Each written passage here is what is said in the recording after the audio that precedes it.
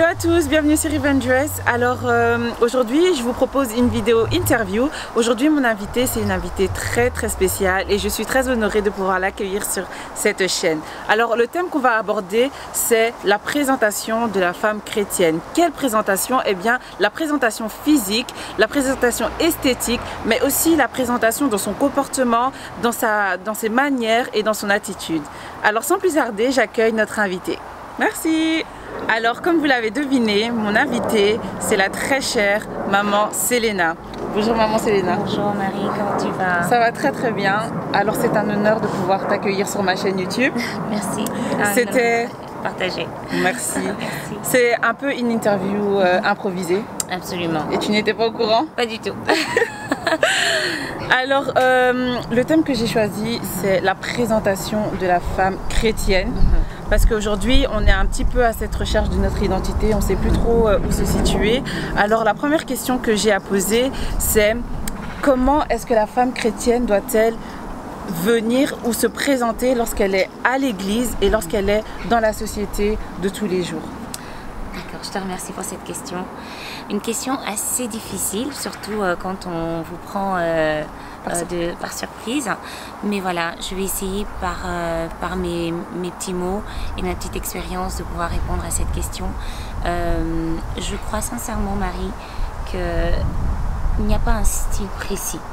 Premièrement, parce que ce n'est pas écrit dans la Bible, voilà, il y a un style précis de la femme. C'est vrai que l'apôtre Paul parle de l'accoutrement, il parle de comment la femme doit pouvoir se vêtir. Mais il y a eu beaucoup trop de personnes, on va dire à ce jour, qui ont pris ça pour pouvoir imposer ça dans l'église, imposer ça. Mais je pense que le plus important, c'est qu'après avoir reçu le Seigneur Jésus-Christ dans notre vie, on doit rencontrer le Saint-Esprit. Et c'est le Saint-Esprit qui imprime exactement dans notre cœur la personne à qui nous devons réellement ressembler, parce que nous devons être à l'image réellement de Christ. Lorsque nous allons dans les Écritures, la femme doit être habillée décemment. Je ne sais pas si je peux me permettre d'aborder ce point. Lorsqu'on voit les femmes juives ou les femmes musulmanes, on sait très bien les identifier par rapport à leur accoutrement. Mais parfois, avec les femmes chrétiennes, c'est un peu confondu parce que on ne sait pas faire la différence entre celles qui sont dans le monde et celles qui sont réellement sauvées. D'accord. Et là, tout à l'heure, tu parlais de l'apôtre Paul. Voilà.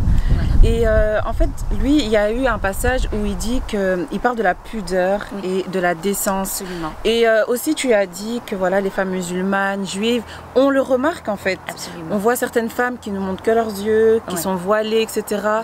Mais en tant que chrétienne, quel sens plutôt a le mot pudeur en fait? Alors, le mot pudeur, je pense qu'il a son sens aussi dans notre accoutrement.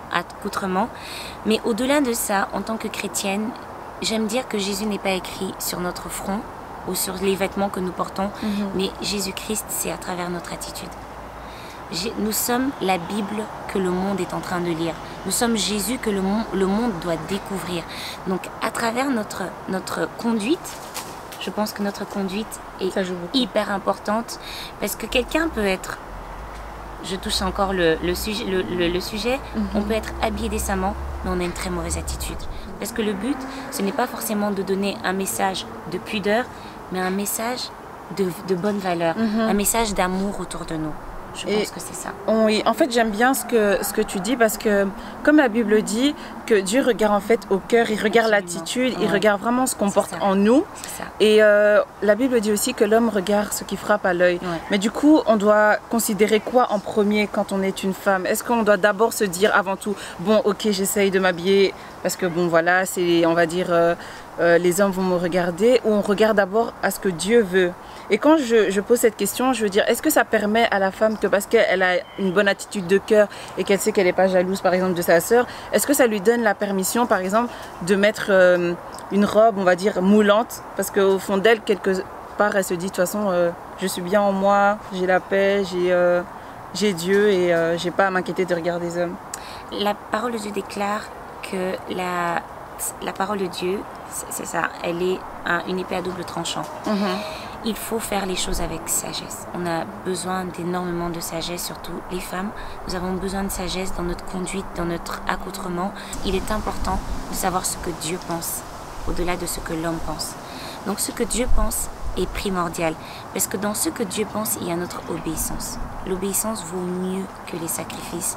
Donc si nous obéissons d'abord à ce que Dieu pense, parce que Dieu regarde au cœur. C'est vrai que Dieu regarde au cœur, mais je ne pense pas que quand Dieu regarde au cœur, Dieu peut nous pousser, donc par la conduite de l'Esprit, il peut nous pousser à être une occasion de chute pour quelqu'un. Non, je ne crois pas. Donc Dieu nous conduira dans la bonne voie pour être habillés correctement et justement transmettre ce message d'amour et de pudeur, de pureté, de grâce autour de nous, parce que Dieu vit en nous, mais on le reflète, il est reflété aussi par notre attitude. D'accord, et on a presque fini, mais j'ai encore une question, encore par rapport à l'attitude de cette femme chrétienne, où Dieu nous appelle à avoir une attitude, on va dire douce, paisible, et aujourd'hui la femme actuelle, elle a un petit peu perdu cette douceur par rapport à la société dans laquelle elle vit. Par exemple, je pense à une femme qui est stressée à son travail, qui une fois qu'elle rentre à la maison, il y a les enfants, il y a le mari, donc elle est vraiment frustrée et elle a vraiment plus vraiment cette paix intérieure. Comment est-ce qu'elle peut gérer ça justement pour que ça prenne pas le dessus et qu'elle reste ce canal au travers duquel on peut trouver en elle cette paix? Voilà, je te remercie encore. C'est pas facile. Je suis maman, c'est pas évident. Ce n'est vraiment pas facile dans ce siècle présent. C'est vrai que la parole de Dieu déclare que nous ne devons pas nous conformer au siècle présent. Mais Seigneur, comment faire pour ne pas se conformer alors que nous vivons dans ce siècle même? La parole de Dieu peut nous donner la force. Dieu sait qu'à un moment donné, ça va être dur. Mais il te dit, fortifie-toi. Parce qu'il sait que si tu regardes à sa parole, tu seras forte et tu vas pouvoir continuer. Merci beaucoup. Voilà. Alors là, c'est vraiment ma toute dernière question. C'est une question conseil. J'aimerais que tu puisses donner un conseil à cette femme qui nous regarde, qui est peut-être complètement perdue parce qu'elle a donné sa vie à Christ et elle se trouve peut-être entre la phase où elle était dans le monde, où elle avait une certaine présentation, un certain langage et maintenant elle est en Christ et voilà, elle a un peu du mal, on va dire, à se mettre dans le bain, à vraiment trouver en fait sa façon de se présenter. Est-ce qu'il y a un petit conseil pour elle? Absolument. Je peux donner un petit conseil par rapport à mon expérience. Je crois de tout cœur qu'il faut rester premièrement soi-même. Il ne faut pas jouer avec les apparences, ça ne sert à rien. Je pense que la transformation est un processus. On ne doit impressionner personne. Prenez le temps d'être la femme que Dieu veut que vous soyez. Cherchez à connaître Dieu. Accrochez-vous à lui.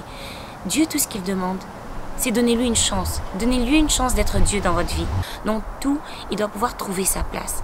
Parce que justement, la vie du chrétien n'est pas facile. C'est un défi. C'est un gros défi, surtout dans ce siècle présent. Mais c'est possible. C'est possible, on peut vraiment y arriver. Il faut s'accrocher, il faut prendre courage, garder la tête haute, mais surtout être la femme que Dieu avait voulu que vous soyez quand il a songé à vous créer. Voilà. Amen, merci beaucoup. Merci à toi. Et merci à tous d'avoir suivi cette émission. Que Dieu vous bénisse. Amen. Merci. Cette vidéo t'a plu, je t'invite à mettre un pouce bleu. Et si tu n'es pas encore abonné à la chaîne YouTube, je t'invite à cliquer sur abonner et à activer la cloche afin que tu puisses recevoir les nouvelles vidéos. En tout cas, que Dieu vous bénisse et à la prochaine. Ciao, ciao.